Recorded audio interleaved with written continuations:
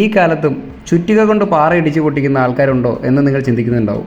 എന്നാൽ ഈ ആൾ ഇടിച്ചു പൊട്ടിക്കുന്നത് പാറയുമല്ല, ഈ ഇരിക്കുന്ന ആൾ ചില്ലറക്കാരനുമല്ല. സ്വന്തമായി ഡെക്കാൻ്റെ സർവീസ് സെൻ്റർ ഉണ്ടായിട്ടും എന്തിനാണ് ദേഷ്യത്തിൽ ഇത് അദ്ദേഹം തല്ലിപ്പൊട്ടിക്കുന്നതെന്ന് അറിയണമെങ്കിൽ ഈ പാറമടയിൽ നടന്ന സംഭവ ബഹുലമായ ഒരു കഥ നിങ്ങൾ അറിയേണ്ടതുണ്ട്.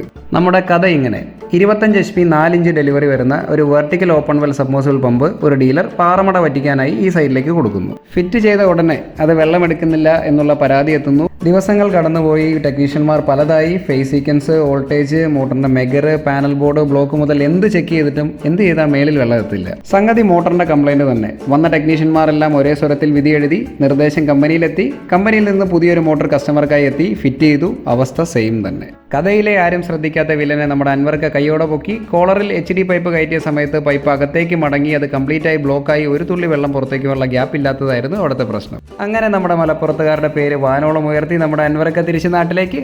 Thanks for watching.